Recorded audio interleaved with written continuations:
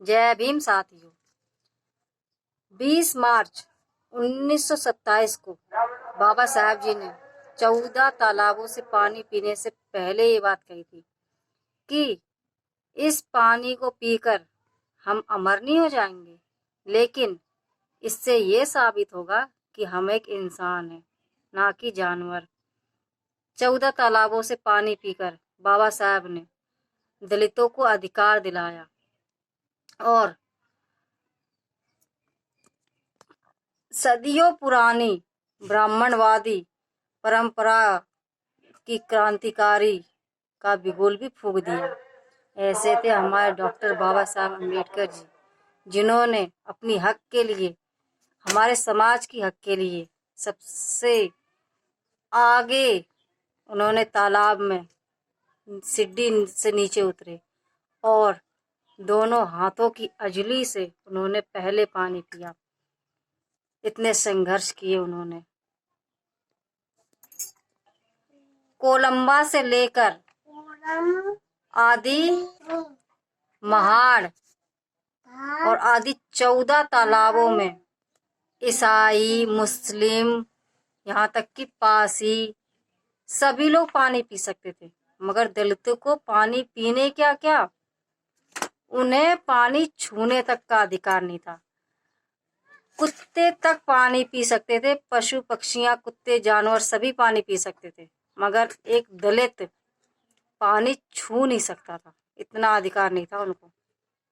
हमारे बाबा साहब जी ने संघर्ष किए और दलितों को अधिकार दिलाया। और उसके बाद जब ब्राह्मण लोगों को, उच्च कास्ट वालों को पता चला कि सारे तालाब में पानी पीकर दलितों ने पानी को अशुद्ध कर दिया, अब तो उन्हें इतना गुस्सा आया। अंग्रेज शासन काल था, तो उन लोगों ने दलितों पर लाठी और पत्थरों से वार किया। इतनी भयंकर लड़ाई हुई थी कि मैं आपको बता नहीं सकती हूँ कि बहुत लोगों तो घायल हो गए थे और कई लोगों की जान चली गई थी इस लड़ाई में। फिर भी बाबा साहब जी ने हार नहीं मानी। वो अपने फैसले पर अटल रहे कि आज अगर मैं इससे, वो अपनी हक के लिए आगे रहे और सभी उन्होंने यही शिक्षा दी कि अपने हक के लिए आगे बढ़िए और संघर्ष कीजिए। बाबा साहब जी ने कहा कि तुम्हें इन 3 सूत्रों को त्यागना होगा। दलितों से कहा, पहला सूत्र था उन गंदे पेशों को तुम्हें छोड़ना होगा जिस कारण तुम पर लांछन लगाए जाते हैं।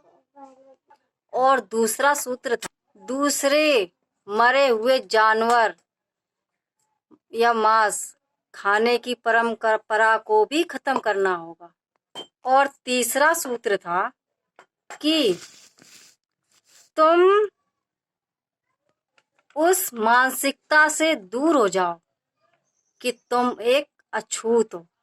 सबसे अहम बात उन्होंने यही बताई थी कि अपने अंदर ये सोच मत रखो कि तुम एक दलित हो, एक अछूत हो, तुम एक इंसान हो।